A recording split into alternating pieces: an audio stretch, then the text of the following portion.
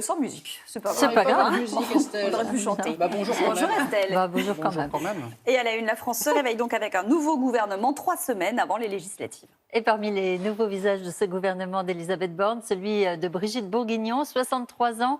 Cette ex-socialiste hérite du ministère de la Santé, passation de pouvoir en ce moment même où on retrouve avenue Duquesne à Paris, Chloé Barbeau.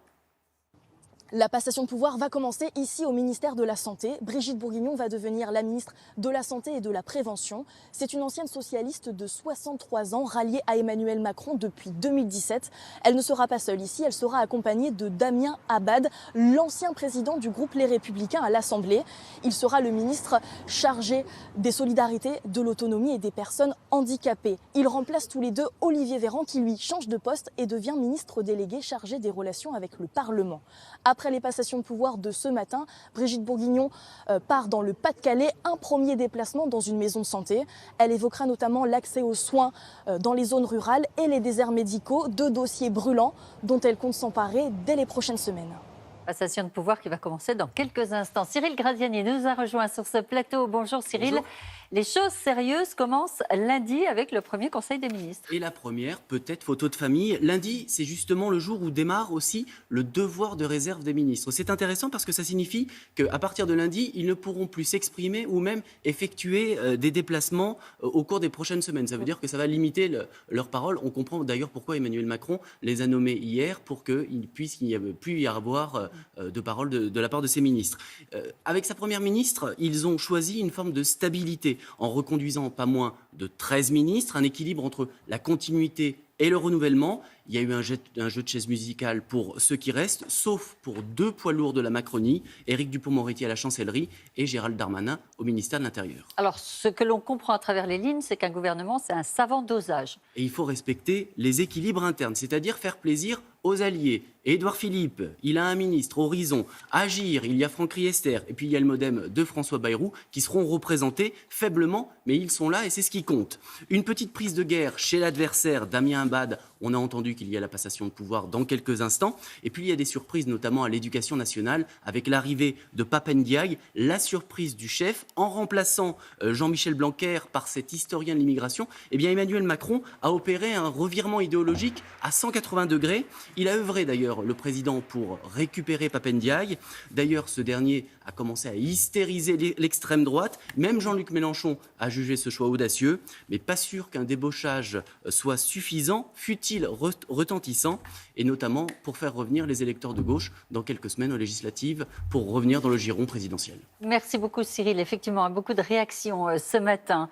Il y a aussi un nouveau visage au ministère des Affaires étrangères, celui de Catherine Colonna. Oui, Jean-Yves Le Drian laisse sa place à Catherine Colonna, diplomate de carrière, celle qui était jusqu'à présent ambassadrice à Londres. Elle a la réputation d'être une femme rigoureuse, habituée aux crises, de la guerre en Irak au Brexit. Vous allez voir que de lourds dossiers l'attendent. Sophia Dolé. Catherine Colonna, diplomate chevronnée, ex-chiracienne, elle fut porte-parole de l'ancien président Jacques Chirac, puis sa ministre des Affaires européennes en 2007. Et jusqu'à hier, elle était ambassadrice de France en Grande-Bretagne. Une longue expérience qui sera nécessaire pour succéder à Jean-Yves Le Drian.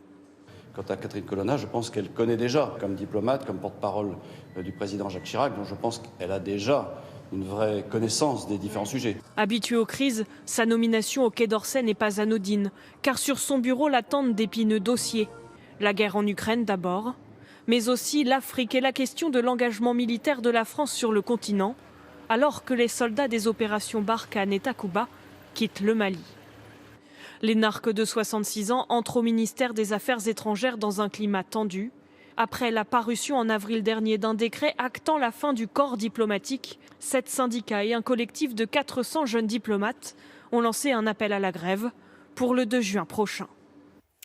Autre titre de l'actualité en Ukraine, cette fois, l'annonce de l'armée russe. Elle dit avoir entièrement libéré l'usine Azovstal et fait tomber la ville de Mariupol. Oui, après des semaines de lutte acharnée, les derniers soldats qui occupaient l'immense Asyrie se sont rendus sur Moscou. C'était l'une des poches de résistance les plus emblématiques près de 3 mois après le début de l'invasion russe de l'Ukraine. Chloé Barbeau. Dans ces bus, les derniers soldats du bataillon Azov, désormais prisonniers. Après s'être rendu, il quitte l'aciérie Azovstal, direction la Russie. D'après Moscou, la dernière poche de résistance ukrainienne est tombée, Mariupol est libérée. L'usine Azovstal de Mariupol, où un groupe de militaires du régiment nazi était retranché depuis le 21 avril, a été complètement libéré. Les souterrains où il se cachait sont contrôlés par les troupes russes. Sur ces images diffusées par le Kremlin, des cohortes d'hommes en tenue de combat, fouillés et désarmés. 2400 soldats ont été évacués de la Syrie depuis lundi. Certains ont été envoyés dans une ancienne prison russe, d'autres hospitalisés. Selon Moscou, la ville portuaire de Mariupol est désormais contrôlée par l'armée russe. À l'étranger, toujours une tempête très impressionnante en Allemagne. Oui, une tornade qui s'est abattue hier dans l'ouest du pays. Regardez, les images sont impressionnantes. Et le premier bilan, déjà lourd, près de 40 blessés, dont 10 graves, d'immenses dégâts matériels.